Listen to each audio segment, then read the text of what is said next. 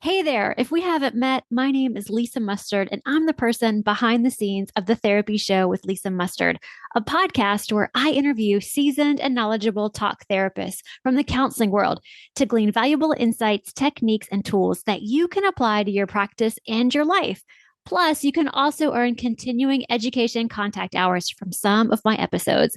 So, to learn more about the show and get your first continuing education contact hour for free, head on over to my site, lisamustard.com.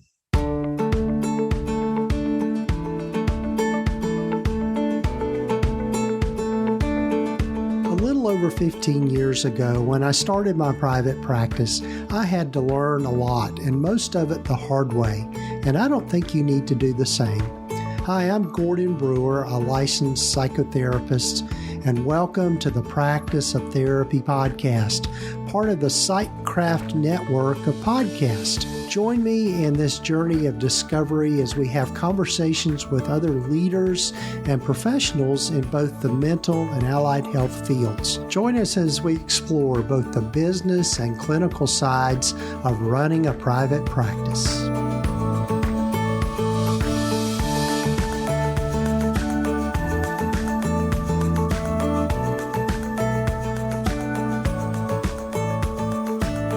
Hello, folks, and welcome to the podcast. And this happens to be episode number 250 of the Practice of Therapy podcast. And I'm Gordon Brewer, and I'm glad you're with me for this episode. And this is a special episode in that not only it is 250 of these so far, but also my guest today, Kym Tolson from the Traveling Therapist podcast, joins me, and we talk about what she is doing in her career as a traveling therapist, which was just really intriguing to me because, as I think I told her in the episode, she is someone I would aspire to be one day when I grow up, of just having a practice and being able to travel around and work from anywhere, which is, I think, appealing to a lot of folks these days. But we talk about her journey in this and just some of the things that she's been doing to not only teach people about being a traveling therapist, but just helping people in their practices in general. She's got some great courses that she's doing and just talks about what it means to be an entrepreneurial therapist that's got a lot of diversity in her income, which I think is something for it just is intriguing for me because that's something that I'm doing as well. I've just got several different income streams through the practice of therapy. But anyway, we're going to get to my conversation with Kym. And as I mentioned, Kym is part, or might not have mentioned, but Kym is part, and the Traveling Therapist podcast is part of the Psychcraft network, which is this new network that we've launched. You can find out more about it and some of the other podcasts that are on the network by going to psychcraftnetwork.com. And there'll be links here in the show notes and the show summary so you can find out more about these other great podcasts that are out there that are helping clinicians and their journeys and just helping people in general. And I'm really thrilled with the group of people we're getting together in this community that we formed through the network. And also, if you're listening to this podcast the week that it comes out, this episode of the podcast, I've got a free live webinar coming up on October the 14th, 2022. And I realize there are some folks that might be listening to this later, but it'll be at 1 p.m. Eastern Time. And the webinar is on the 5 essential elements of successful private practice. It's a webinar I put together as I really kind of thought about what it really takes to be successful in private practice. And it's stuff that I've learned along the way, but also just learning from other folks like Kym and other people that are in private practice. And I just want to be able to share that with you. Plus, I'll put in a little hint here. If you go to the webinar, you'll get to find out about a discount for the Practice Launch Club. And the Practice Launch Club, if you don't know about that, is an exclusive membership community that I started on for those folks that are in those beginning stages of running a private practice. And it's a growing community, and I'm really really enjoy being with the folks in that community. We meet once a week, or once a month rather, for a focus group, and we talk about our practices and what we're doing and the help that people need. Also, there are just lots of other exclusive resources and tutorials and lessons that people get by being part of that community, the Practice Launch Club. And also, I've got another community that I started, it's a free community called the Practice of Therapy community, and it's housed on the Circle platform. And you can find out more about that by going to practiceoftherapy.com/community. And you can learn more about that. And again, I would invite you to become a member of that. That's a free membership community there with that one. So, and also, before we get to a word from our sponsor, TherapyNotes, quick shout out to Lisa Mustard, who you heard from at the very beginning of this podcast, of this episode. And Lisa is another one of those great podcasters that's part of the Psychcraft Network. And so you're going to get to hear more from Lisa in the next episode, where I interview her and we talk about podcasting and all that sort of thing. So mark your calendars for the next Monday that the next episode comes out. So, as I mentioned, before we get to my interview with Kim, love for you to hear more from our sponsor, TherapyNotes. As your practice grows, the systems and processes you have in place will keep your practice running smoothly. That is why it is important to have an electronic health record system that is specific to mental health providers. TherapyNotes is a complete practice management system with everything you need to manage patient records, schedule appointments, meet with patients remotely, create rich documentation, and bill insurance right at your fingertips. Their streamlined software is accessible wherever and whenever you need it. They are who Gordon uses in his practice. And did I mention that they are one of the top-rated EHRs for mental health private practices? Their support is also second to none. Be sure to check them out at practiceoftherapy.com/therapynotes. Be sure to use the promo code GORDON to get 2 months free.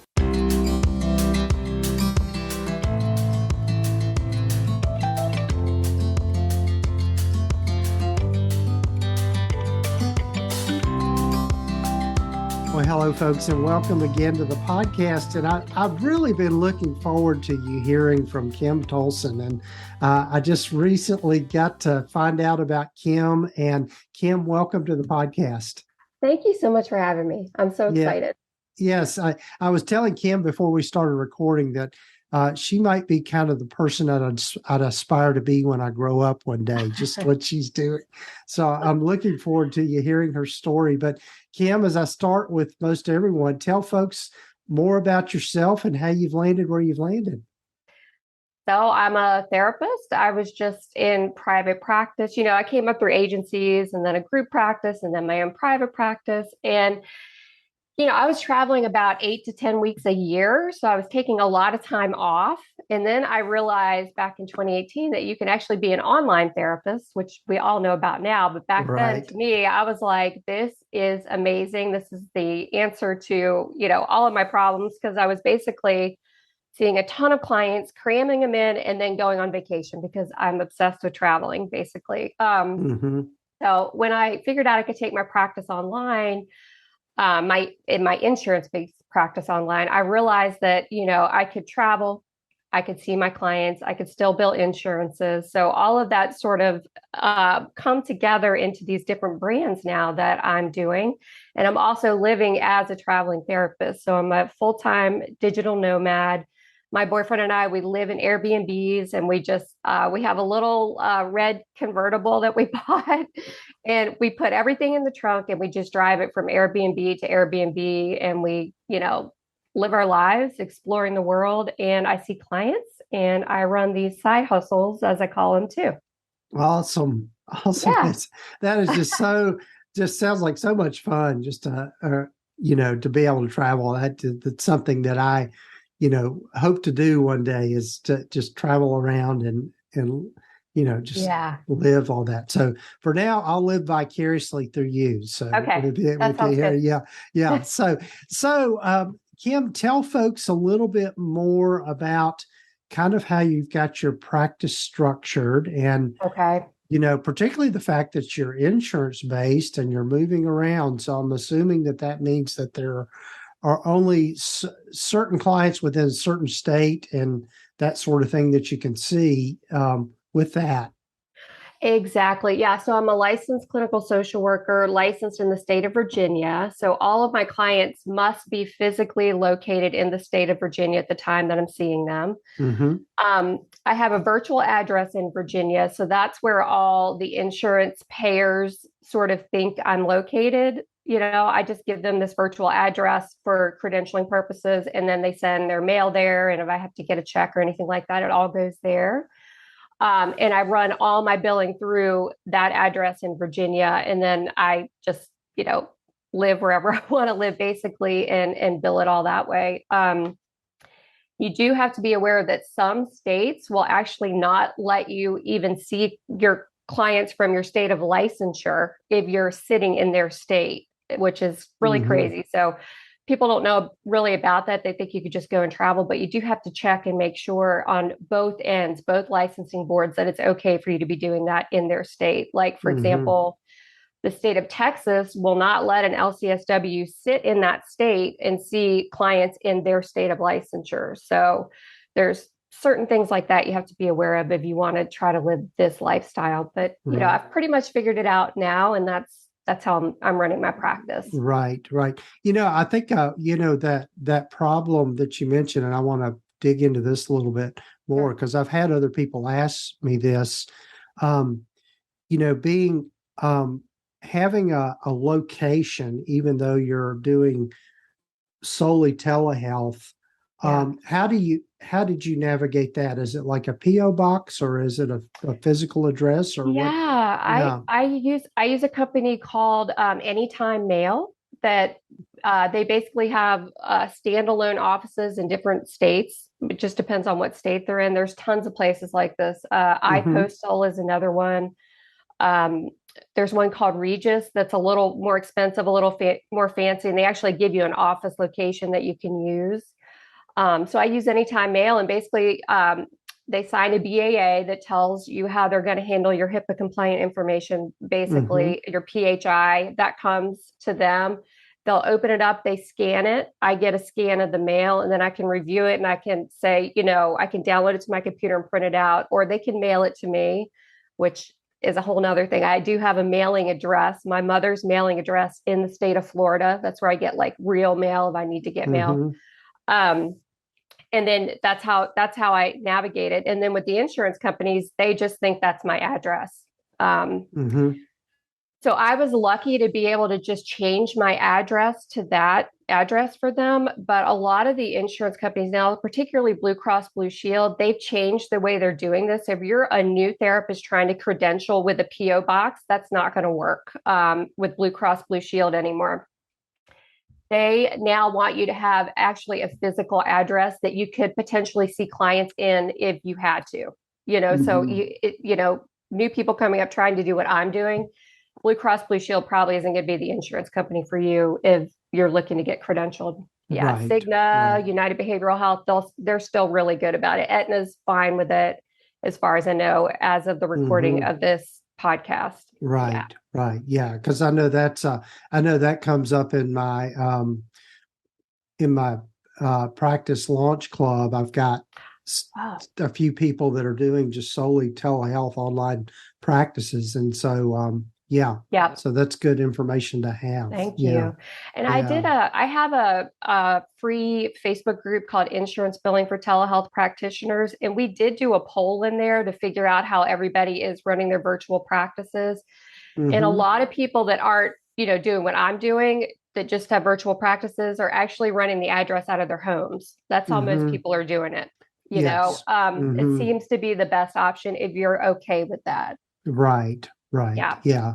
And I think I think each person has to decide what's a good fit for them on that, as far as what they're wanting to share, that kind of thing.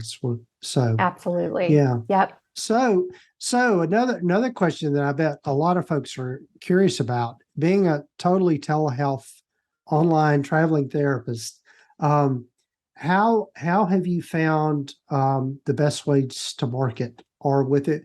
And I'm guessing too with it, since you are on some insurance panels, you probably get a lot of referrals that way. But Yeah. what are you learning about marketing? Well, so my situation is a little bit interesting. Since I have these side hustles now, I actually haven't taken a new client in about 2.5 years. And I really only see 5 clients right now. I've really whittled that down because I'm sort of more obsessed with the entrepreneurial side of things right now. But I do have these like base clients that I've had with me for a few years that are just like, I hate to say easy clients, but clients that just they don't need a lot for me. Things just come up every once in a while and that sort of thing. So that's what's going on for me right now. But I do have a membership group for therapists that are billing insurance, and it helps walk them through the process. A lot of them, it's the old psychology today, really making sure your profile speaks to your ideal client that you want to attract into your practice. The insurance panels do help a lot. I still get referrals almost every day, just saying, hey, I saw that you take this insurance. The networking groups in Facebook, if you join your local, like Virginia or Richmond, Virginia Facebook group where you're concentrated, you can get a ton of referrals that way. Right. Yeah. I think that's one of the things is that we've gotten so used to going virtual with stuff. Yeah. I think nowadays people, when they're looking for a therapist, they are going to go online first, obviously. Totally. Yeah. And that always worked for me. I didn't have to do much. I don't know if it was because it was an insurance-based provider, or I did have a couple of psychiatrists in the community when I was looking for referrals that, really would send a lot of people to me. So I didn't have a lot of problems with that, but I reached out to them really early in my career and developed those relationships early. Yeah, that's good. Yeah. So the other thing I know that we need to talk about is just how you've been able to diversify your income streams, which I think it sounds like that's and I get it because I'm the same way. I've really cut back on my caseload as far as actual clients within my practice that I see. I still run a group practice, but I'm really focusing on these other things. So tell folks about that. Yeah. So, I've always been like an entrepreneur, like I wanted the lemonade stand when I was a kid. Like I've always had that in me kind of thing. And back in 2008, I'm also a certified hypnotherapist, but I started recording my sessions for my clients, and they were like, gosh, you should sell these. And I was like, maybe I should. So I created some apps on the App Store, iTunes and Google and Etsy. And I started selling my hypnosis MP3s. And that was back in 2008. Like I was like the second hypnosis app on the App Store, if you can believe that.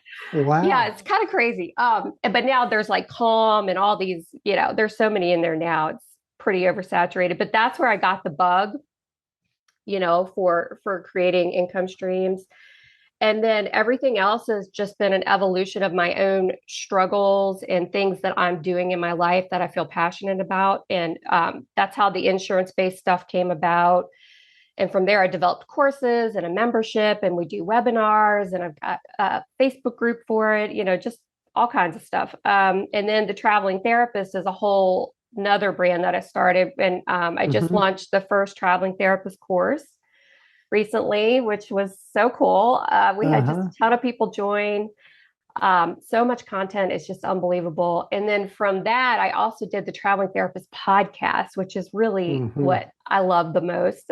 Just telling stories of, my life as a digital nomad, and then just bringing in other people and their stories, people living like in Brazil and, just all over the world, living as therapists and doing this traveling therapist thing. It's been so fun. Right. Yeah.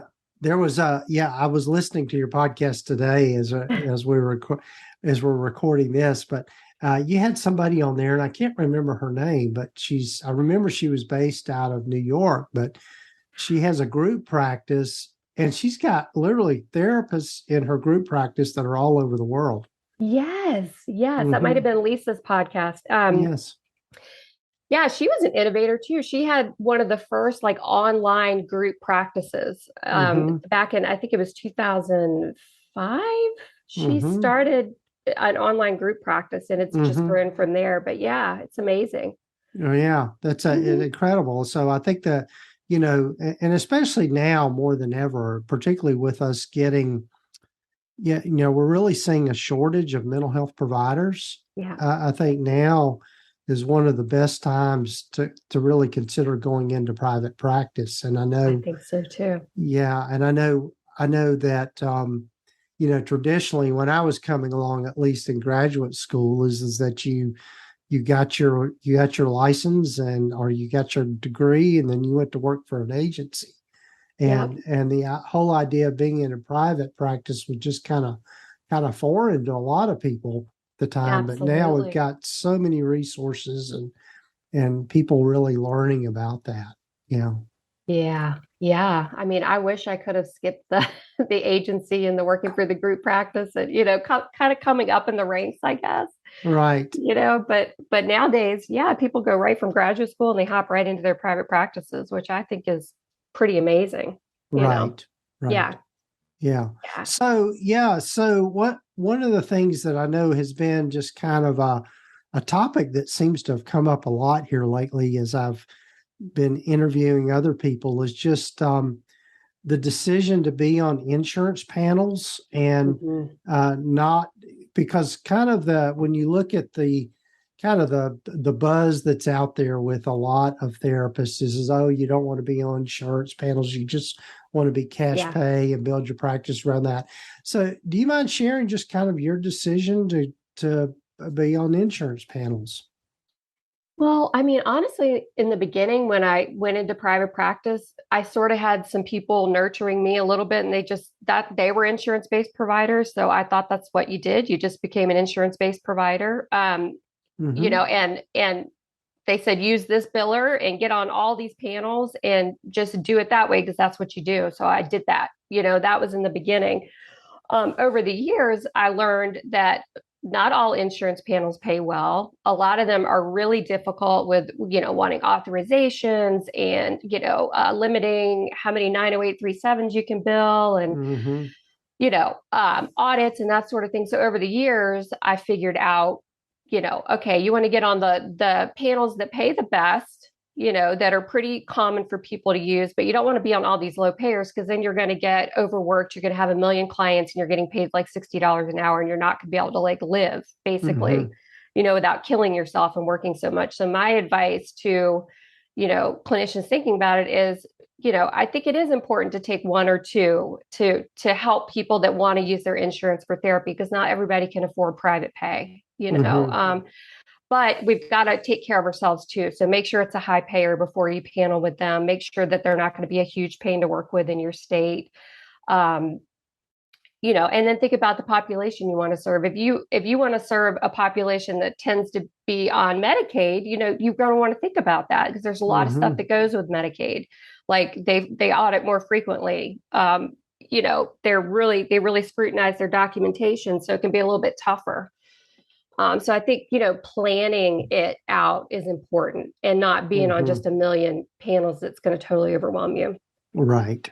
Right. And then, another big decision point is if you want to hire billers or not. The billers I hired were terrible. Left tons of money on the table for me. And I didn't realize it because I didn't even know how to bill insurance. And that's how this whole thing evolved for me. It was like a nightmare story. And then I decided I was going to learn. And then I decided I wanted to teach other therapists how to do their own billing or at least be Mm-hmm. empowered enough to look over their biller's shoulder and know what's happening in Mm-hmm. their practices. Yeah. Yes. Yeah. Yeah. Yeah. I would totally agree, and I think it starts with knowing your niche and also understanding the demographics of your area. And that was Yeah. at least for me, that was a big part of my decision as well. The Mhm. area we serve is yeah, we're in the Appalachian Mountains in Northeast Tennessee, and so we're Yeah. surrounded, kind of a small metropolitan area, are surrounded by a large rural area, and Mm, people are dependent on their insurance to get their services, and so just felt exactly. like we needed, just kind of ethically, we needed to do that. Yeah, Yeah. I agree with you there for Right. sure. And yeah, and it doesn't mean that I think the other thing for people to be aware of is that if you have the right business model, it can work, and you Right. can and you know your numbers and you know what to expect as far as insurance isn't going to pay as much as you could probably charge as a private pay, but it's still doable and still profitable. Absolutely. Hmm. Yeah. I mean, I, Hmm. I did fine on mine, except for the fact with the traveling and cramming Hmm. everybody in, but that's a whole different situation. Right, right. Yeah. So, Mm. what does a typical week look like for you as far as seeing clients and then, navigating just internet access and all of that sort of thing? Oh, there's so much involved with that. I have good internet today, but it is really a crapshoot. We definitely will always email the Airbnb owners before we actually book it to ask for a Wi-Fi speed test and have them send a literal speed test to us to show us how fast the internet is. And there have Hmm. been a few times where they've been like, well, I don't have a speed test, but I promise it's really good. And I've fallen for it and it's been Hmm. terrible. So, Oh. I've become really familiar with like local libraries, public libraries, Hmm. because they all tend to have like excellent Wi-Fi. So that's sort of my backup if the Airbnb is acting up. The Hmm. Wi-Fi in the Airbnb is acting up.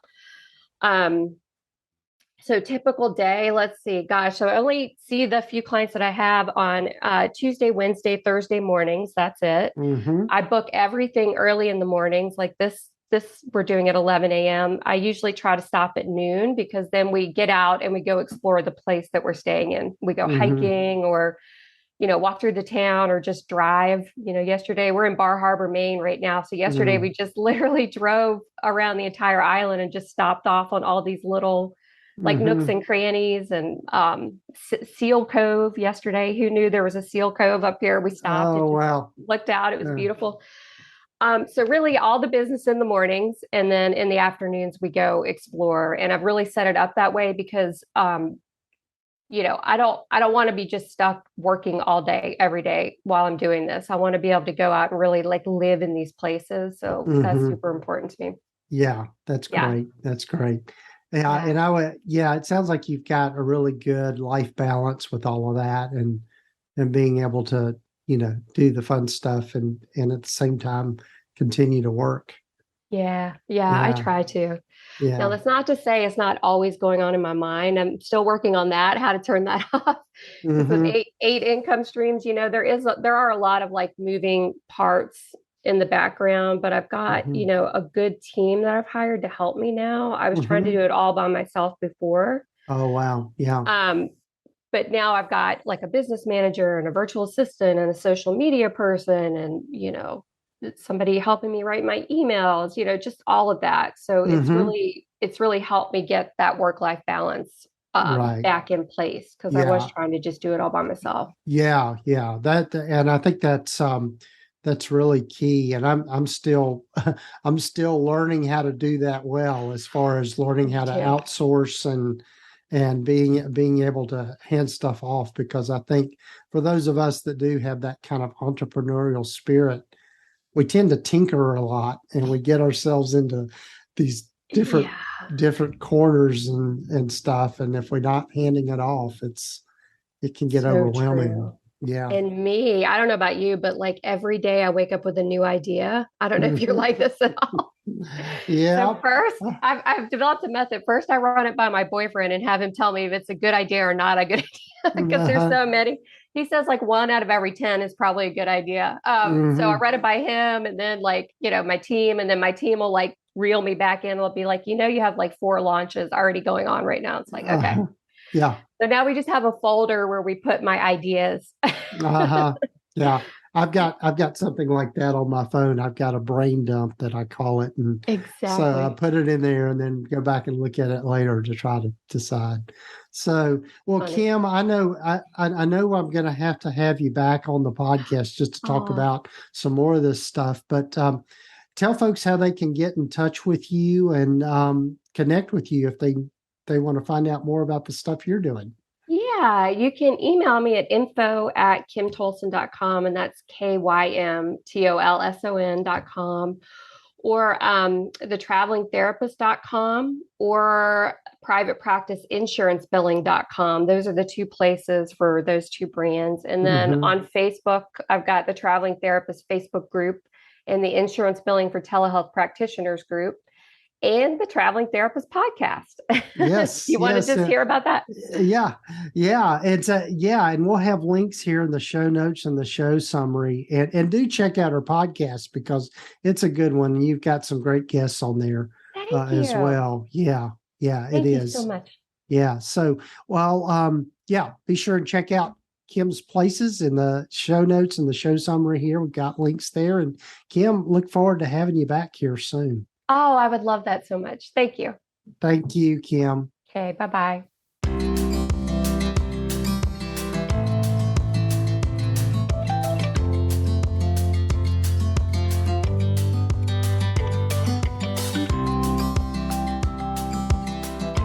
Well, a big thanks to Kym for joining me on the podcast. And I'm really excited to get to know Kym, and looking forward to my relationship with her through the Psychcraft Network, and would invite you to go over and check out her podcast, the Traveling Therapist podcast, which you can get wherever you listen to your podcasts.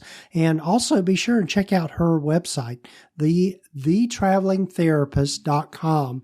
And you can check out all her great resources and courses that she's got available, particularly if you are thinking about becoming an insurance-based practice, which I think there are a lot of people that are considering that. She's a great resource for that. So be sure and check it out. And there'll be links here in the show notes and the show summary to find out more about that. And also, if you're listening to this the week that this episode comes out, as I mentioned at the beginning, I've got a free live webinar that's going to be held on October the 14th, 2022. And it's a webinar on the 5 essential elements of successful private practices. So love for you to join me with that. There'll be time at the end for questions. And also you'll get to find out in that webinar a little more about the Practice Launch Club and some of the discount offerings with that membership community. And speaking of which, if you want to find out more about that just ahead of time, go to practiceoftherapy.com/launch club to find out more about that exclusive membership community that's particularly there for folks that are getting started in private practice. And just we're having a lot of fun in that community and that group. And speaking of communities, we've got a free community. The Practice of Therapy community has now moved over. We've moved it over to the Circle platform. And it's just, I'm really, really happy with that platform and the fact that we're able to kind of get ourselves off of Facebook and all of the, I guess, kind of the noise on Facebook. This is just a more kind of intimate kind of platform on the Circle community where we can interact with each other and ask questions and help each other out. So you can find out more about that by going to practiceoftherapy.com/community. And as always, a big thanks to our sponsor of the podcast, TherapyNotes. And you can find out more about them by going to practiceoftherapy.com/therapynotes. And be sure and use that coupon code or a promo code, just Gordon, Gordon. And you can try them out for 2 months for free. So again, big thanks to TherapyNotes for being part of this journey with me and being a sponsor of the podcast. Well, take care, folks. I'm looking forward to you hearing next week's podcast episode with Lisa Mustard. And you heard Lisa, little blurb from Lisa at the very beginning of this episode. And Lisa and her podcast, The Therapy Show, are another member of the Psychcraft Network. And so you're going to be hearing more and more about those different folks in the network. And I'm excited about this network anyway. So, but take care, folks. Be sure to follow us wherever you might be listening to your podcasts, and we'll talk to you next week.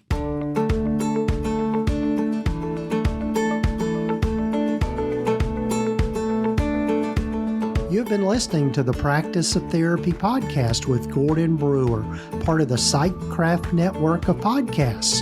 You can find out more about the other great podcasts in the network by visiting psychcraftnetwork.com. And if you haven't done so already, please visit us at practiceoftherapy.com and get your free private practice startup guide, along with a lot of other great resources and webinars and free things just by visiting. Also, be sure to follow us wherever you might be listening to your podcasts. This podcast is intended to be educational in purpose and is not intended to give legal, accounting, or counseling advice.